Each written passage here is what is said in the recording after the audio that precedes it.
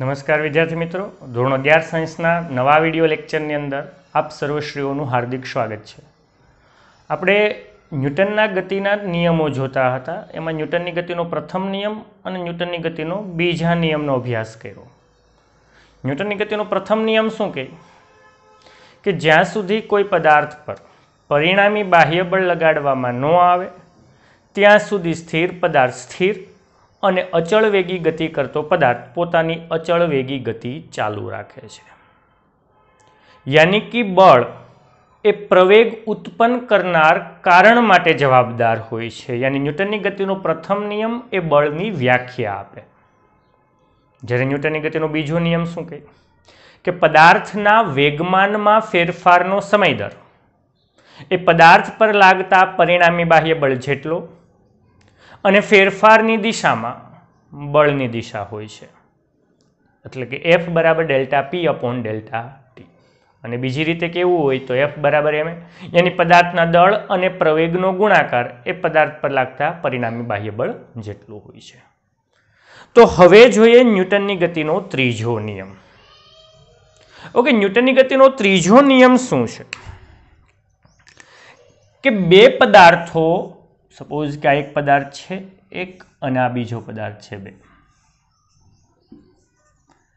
આ બે પદાર્થો વચ્ચેની આંતરક્રિયા દરમિયાન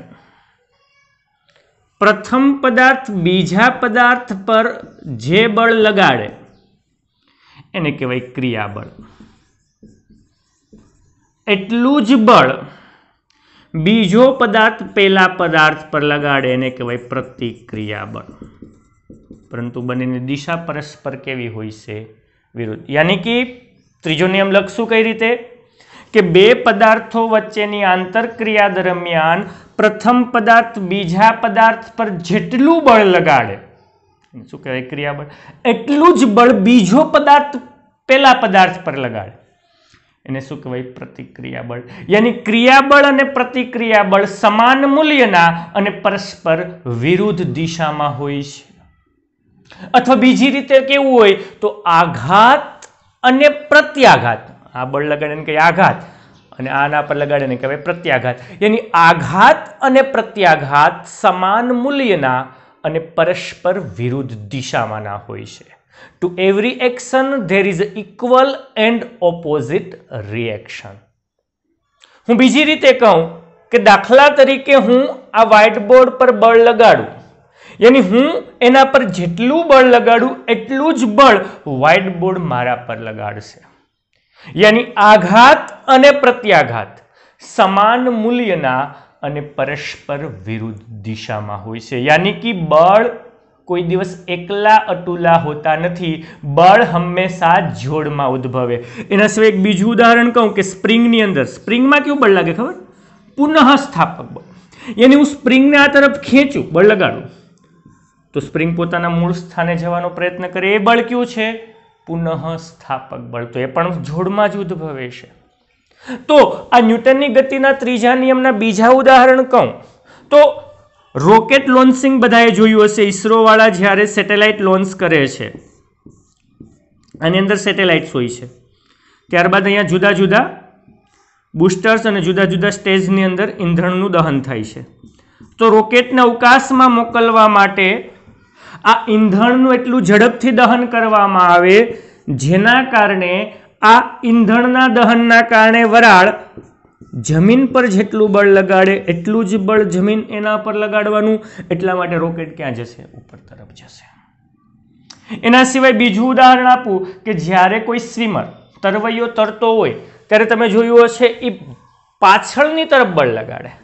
જવું આગળ હોય પણ બળ ક્યાં લગાડે? પાછળ.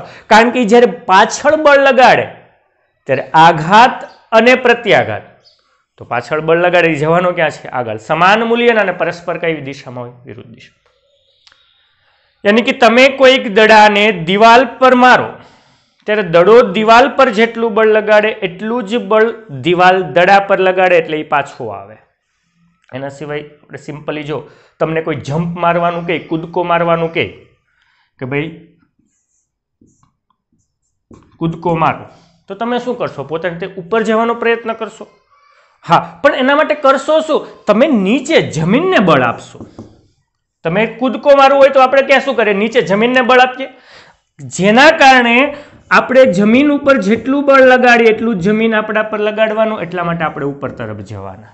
તો અહીંયા આઘાત અને પ્રત્યાઘાત સમાન મૂલ્યના અને પરસ્પર કઈ દિશાના હોય? વિરુદ્ધ. એના સિવાયના બીજા ઉદાહરણ ઘણીવાર બંદૂક છે કે મૂવીઝની અંદર જોયું હશે કે જ્યારે બંદૂક છે એને ટ્રિગર દબાવે ત્યારે ગોળી છે એ બહાર તરફ જાય, યાની બંદૂક ગન ગોળી બુલેટ પર બળ લગાડે એટલું જ બળ બુલેટ ગન પર લગાડે. એટલા માટે જ્યારે ગન છોડે ત્યારે પાછળ તરફ રિકોઇલ કહેવાય, પાછળ તરફ ધક્કો લાગે.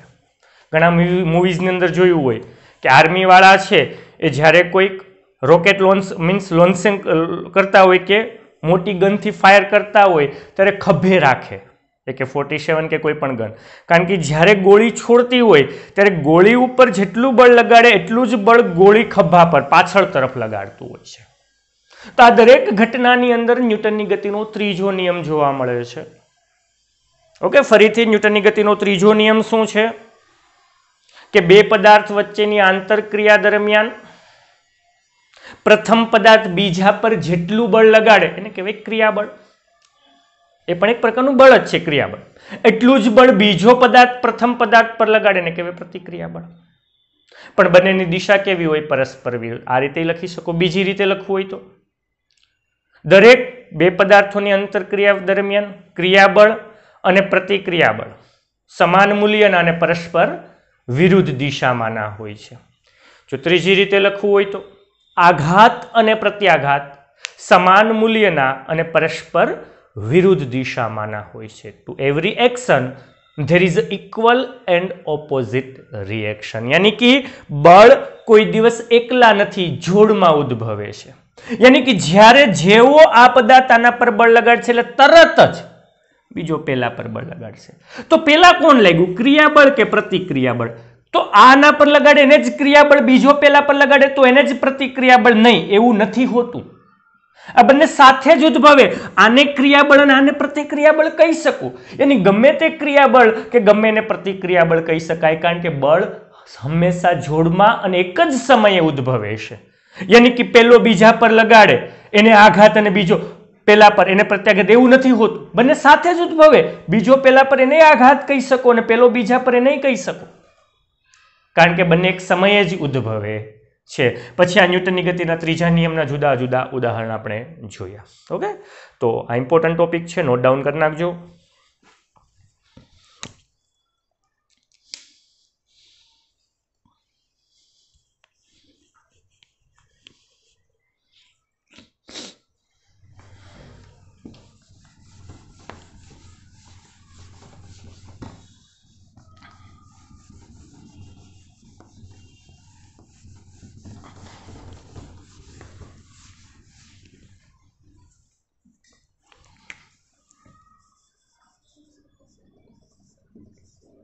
ન્યૂટનના ગતિના ત્રીજા નિયમના મહત્વના મુદ્દાઓ.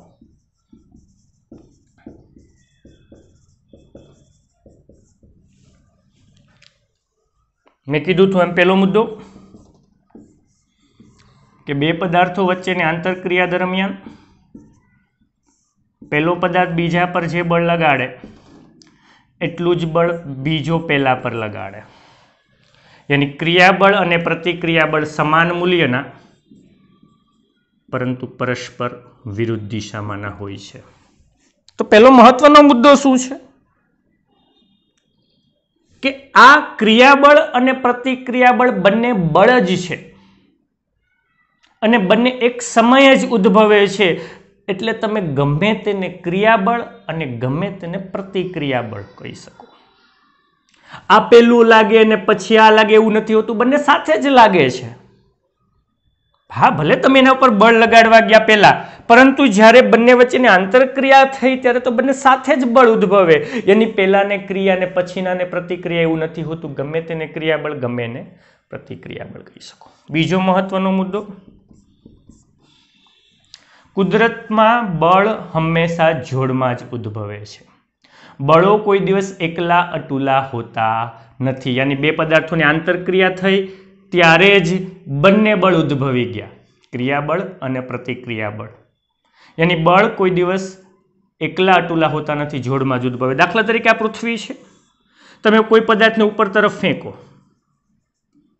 તો એ પદાર્થ નીચે આવવાનો પ્રયત્ન કરશે. કેમ? તો કે ભાઈ પૃથ્વી એ પદાર્થ પર બળ લગાડશે. કયું બળ લગાડશે? ગુરુત્વાકર્ષણ બળ. તો પૃથ્વી વડે આ પદાર્થ, સપોઝ કે પદાર્થને 1 કહું અને પૃથ્વીને 2 કહું, તો પહેલા પદાર્થ પર બીજા પડે બળ લાગે. તો તમે કહેશો એ તો એકલું જ લાગ્યું ને, કે આમાં બે? નહીં. આ પદાર્થ પર પૃથ્વી જેટલું બળ લગાડે એટલું જ બળ આ પદાર્થ પૃથ્વી ઉપર લગાડે. લો, આ થોડુંક અજુગતું લાગ્યું કે આ પદાર્થ પૃથ્વી ઉપર. સપોઝ કે આ માર્કરને ફેંકું તો પૃથ્વી માર્કરને પોતા તરફ જવાનો પ્રયત્ન કરશે, પોતાની તરફ ગુરુત્વાકર્ષણ બળ લગાડશે. તો માર્કર પણ પૃથ્વીને બળ લગાડશે.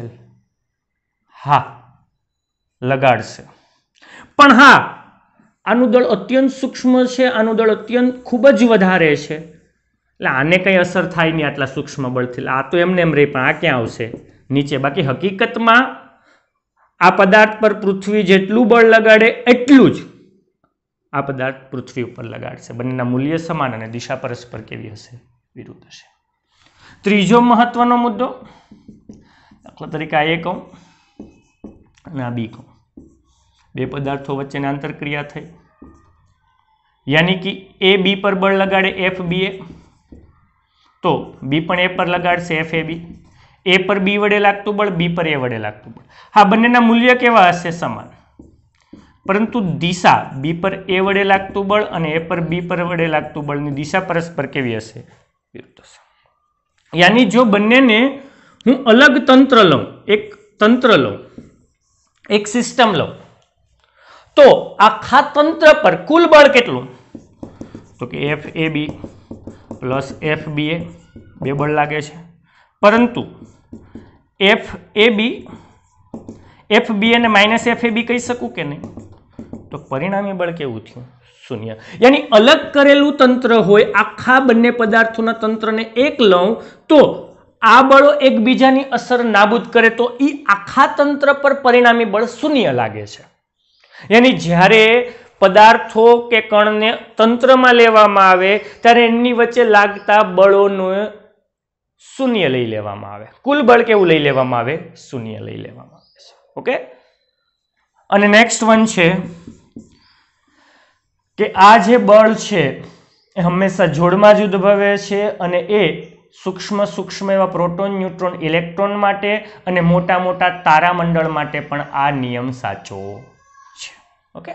તો આ ન્યૂટનની ગતિના ત્રીજા નિયમના એક ઇમ્પોર્ટન્ટ પોઈન્ટ્સ હતા, જે નોટ ડાઉન કરી નાખજો. હા, એક બીજી વસ્તુ, તમે દળ એમ છે તો તમારું વજન બળ mg નીચે તરફ હશે કે નહીં? પરંતુ તમે આગળ જવા માટે, કૂદકો મારવા માટે અહીંયા બળ લગાડો તો પૃથ્વી તમારા ઉપર લંબ પ્રતિક્રિયા બળ લગાડે. આ ખૂણો થીટા કહું તો એના બે ઘટક હોય, આર કોસ થીટા અને શું હોય છે? R sine theta. આના વિશે આપણે અભ્યાસ કરશું કે કોઈ પણ પદાર્થ હોય તો પદાર્થ છે પોતાનું વજન બળ mg નીચે લગાડે અને એ પૃથ્વી એ પદાર્થ પર લગાડે છે લંબ પ્રતિક્રિયા બળ n. જો એ સુરેખ અને સ્થિર હોય તો, યાની કે આ સ્થિર છે એટલા માટે લંબ પ્રતિક્રિયા બળ વજન બળ mg જેટલું જ થાય. આના વિશે આપણે જુદા જુદા ફ્રી બોડી ડાયાગ્રામનો અભ્યાસ કરવાનો થશે ત્યારે એના વિશે તમને કહીશ. આટલું નોટ ડાઉન કરી નાખો.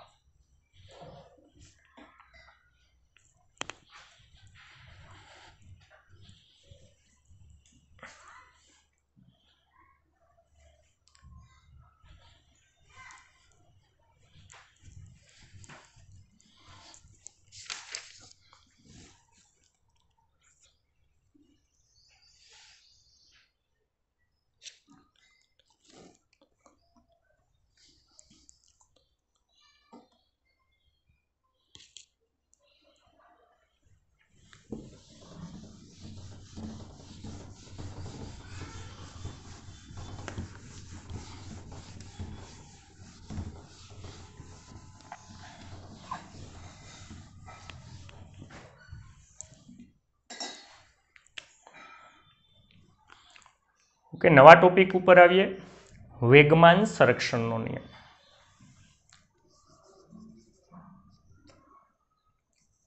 तो कि योग्य उदाहरण आपी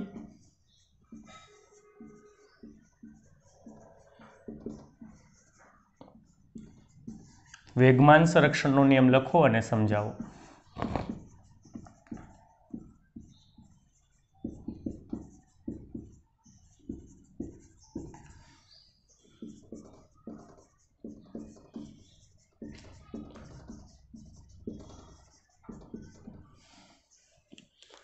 तो न्यूटननी गतिनो बीजो नियम અને ન્યૂટનની ગતિનો ત્રીજો નિયમ એ સંયુક્તપણે એક નવા નિયમ તરફ દોરી જાય છે અને એ નિયમ એટલે વેગમાન સંરક્ષણનો નિયમ।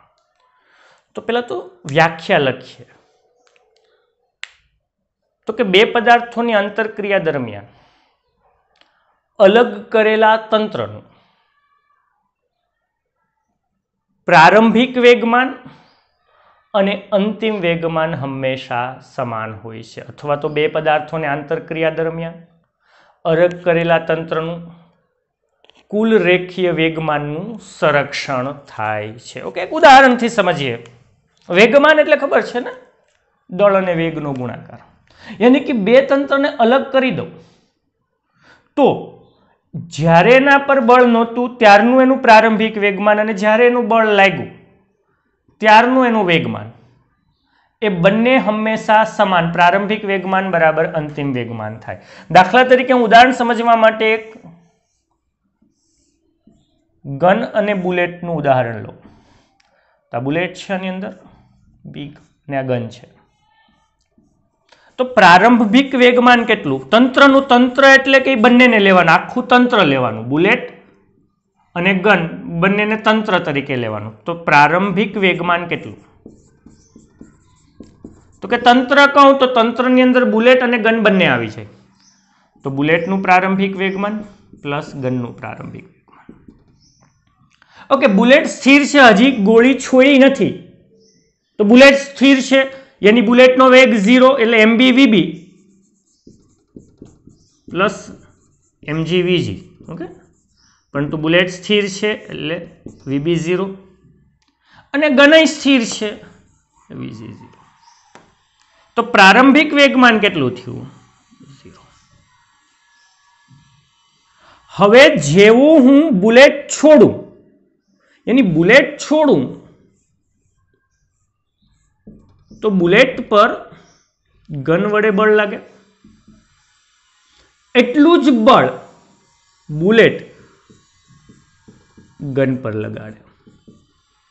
यानी कि बुलेट पर गन वडे जेटलू बळ लागे एटलू ज बळ गन पर बुलेट लगाड़े, परंतु दिशा परस्पर केवी। ओके, आ वस्तु आपणे खबर छे। यानी तंत्रनु अंतिम वेगमान केटलू?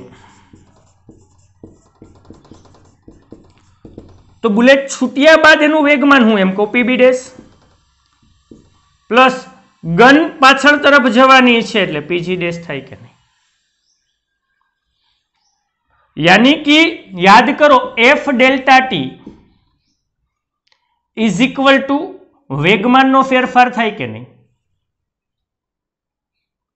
यानी कि જ્યારે एफ बीजी बुलेट गन पर जेटलू बळ लगाडे F BG delta T is equal to gun bullet नु अंतिम वेगमान माइनस प्रारंभिक। यानी पीबी डैश ने बदले हूँ एफ बीजी डेल्टा टी कही सकूं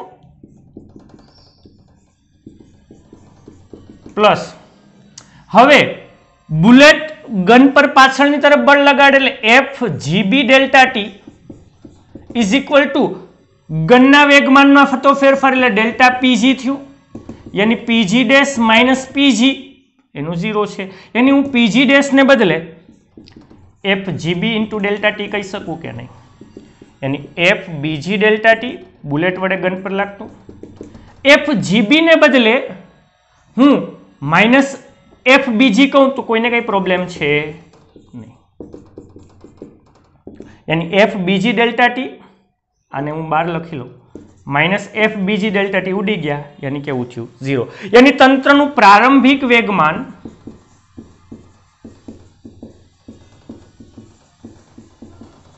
बराबर तंत्रનું શું થયું અંતિમ વેગમાન. ઇન્ટરેસ્ટિંગ છે, ફરીથી કહું છું, ફરીથી સમજો. તો કે વેગમાન સંરક્ષણનો નિયમ તો ન્યૂટનની ગતિનો બીજો નિયમ અને ન્યૂટનની ગતિનો ત્રીજો નિયમ એક અગત્યના નિયમ તરફ દોરી જાય છે, અને એ વેગમાન સંરક્ષણનો નિયમ. વેગમાન સંરક્ષણનો નિયમ શું કે બે પદાર્થો વચ્ચેની આંતરક્રિયા દરમિયાન અલગ કરેલા તંત્રનું કુલ રેખીય વેગમાન અચળ રહે. યાની તંત્રનું પ્રારંભિક વેગમાન બરાબર થાય તંત્રનું અંતિમ વેગમાન. ઉદાહરણ સાથે સમજાવવાનું છે તો આપણે ગન અને બુલેટના ઉદાહરણથી સમજીએ. તો કે ગન અને બુલેટ પ્રારંભમાં સ્થિર છે, તો બંનેનું તંત્રનું પ્રારંભિક વેગમાન એટલે બુલેટનું પ્રારંભિક વત્તા ગનનું પ્રારંભિક, તો બંને સ્થિર છે એટલે પ્રારંભિક કુલ વેગમાન 0. અંતિમ વેગમાન એટલે ગોળી છોડ્યા બાદ એની બુલેટનું વત્તા ગનનું. પણ બુલેટનું વેગમાન લેવા માટે આપણે ન્યૂટનની ગતિનો બીજો નિયમ, કારણ કે ન્યૂટનની ગતિનો બીજો નિયમ અને ત્રીજો નિયમ બંનેનો ઉપયોગ કરીને વેગમાન સંરક્ષણનો નિયમ. તો બીજો નિયમ શું કે ન્યૂટનની ગતિનો બીજો નિયમ F ડેલ્ટા ટી બરાબર ડેલ્ટા પી થાય. યાની બુલેટ પર ગન વડે લાગતું બળ એટલે બુલેટના વેગમાનમાં થતો ફેરફાર, યાની બુલેટનું અંતિમ વેગમાન માઇનસ બુલેટનું પ્રારંભિક વેગમાન થયું. તો હું પીબી ડેશ ને બદલે એફ બીજી ડેલ્ટા ટી લખી શકું કે નહીં આ બુલેટ માટે. હવે પીજી ડેશ માટે ન્યૂટનની ગતિના ત્રીજા નિયમ પ્રમાણે એફ બીજી એટલું જ એફ જીબી વિરુદ્ધ લાગે કે નહીં, યાની એફ જીબી ડેલ્ટા ટી એટલે ગનના વેગમાનમાં થતો ફેરફાર, યાની ગનનું અંતિમ વેગમાન માઇનસ પ્રારંભિક વેગમાન થાય કે નહીં. યાની હું પીજી ડેશ ને બદલે એફ જીબી ડેલ્ટા ટી લખી શકું. પણ ન્યૂટનની ગતિના ત્રીજા નિયમની મદદથી બંને બળ સમાન મૂલ્યના પણ પરસ્પર વિરુદ્ધ દિશાના, યાની એફ જીબી ને બદલે માઇનસ એફ બીજી ડેલ્ટા ટી લખી શકું, અને એ બંને સમાન છે, ઉડી ગયા તો કેવું આવ્યું 0. યાની તંત્રનું પ્રારંભિક વેગમાન બરાબર શું થાય તંત્રનું અંતિમ વેગમાન. તો આ વેગમાન સંરક્ષણનો નિયમ. હા, હજી એક ઉદાહરણથી સમજવું હોય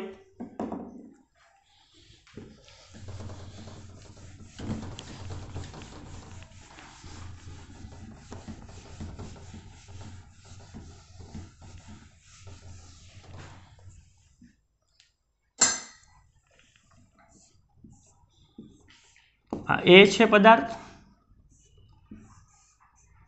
આ બી પદાર્થ છે. હજી બળ નથી લગાડતા એટલે પ્રારંભિક વેગમાન લો તંત્રનું. આ બંનેને તંત્ર અલગ કરેલ તંત્ર લેવાનું છે. તંત્રનું પ્રારંભિક વેગમાન એ પ્રારંભિક વેગમાન પ્લસ બી નું પ્રારંભિક વેગમાન પી એ પ્લસ પીડી. હવે અંતિમ વેગમાન લો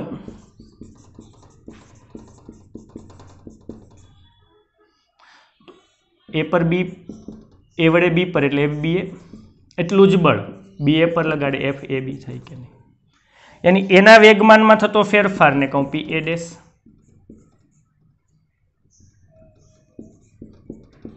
પ્લસ શું થશે પીબી ડેશ થશે, કારણ કે આના વેગમાનમાં ફેરફાર થાય જ્યારે બળ લાગે એટલે બંનેના વેગમાનમાં ફેરફાર થાય. પણ F delta T યાની F A બી, એ પર બે વડે લાગતું બળ F A B delta T એટલે વેગમાનમાં થતો ફેરફાર એના, યાની કે પી એ ડેશ માઇનસ શું થયું પી એ થયું F A B delta T. આને કહું સમીકરણ નંબર 1. એ જ રીતના ન્યૂટનની ગતિનો બીજો નિયમ બી પર એ વડે લાગતો એટલે એફ બી એ ડેલ્ટા ટી એટલે બીના વેગમાનમાં થતો ફેરફાર થાય કે નહીં, यानी F B A delta T એટલે पी बी डैश माइनस शू थाय पी ए डैश અને કહું સમીકરણ નંબર 2. તો સમીકરણ 1 અને 2 નો સરવાળો કરું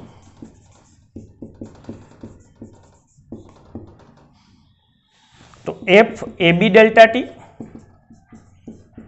plus F B A delta T is equal to P A dash minus P A plus P B dash minus P A dash. तो न्यूटननी गतिना बीजा नियम प्रमाणे लगतो नथी, न्यूटननी गतिना बीजा नियम प्रमाणे F B A is equal to minus F A B थाय के नहीं, यानी F A B delta T F B A ने बदले minus F A B delta T is equal to P A dash minus PA plus PB dash minus PA dash, sorry PB dash minus PA dash ને અહીંયા minus PB આવશે હો, કારણ કે delta PB એટલે અંતિમ વેગમાન માઇનસ પ્રારંભિક વેગમાન એટલે અહીંયા પીબી આવશે, પીબી આવશે. આ પદ ઉડી ગયા એટલે આ પદ 0 થઈ ગયો. હું માઇનસ પીએ ને આ બાજુ લાવું પ્લસ, માઇનસ પીબી ને આ બાજુ લાવું પ્લસ, એટલે PA plus PB is equal to શું થયું? PA dash plus PB dash. તો પીએ પ્લસ પીબી ને શું કહેવાય? તંત્રનું પ્રારંભિક વેગમાન.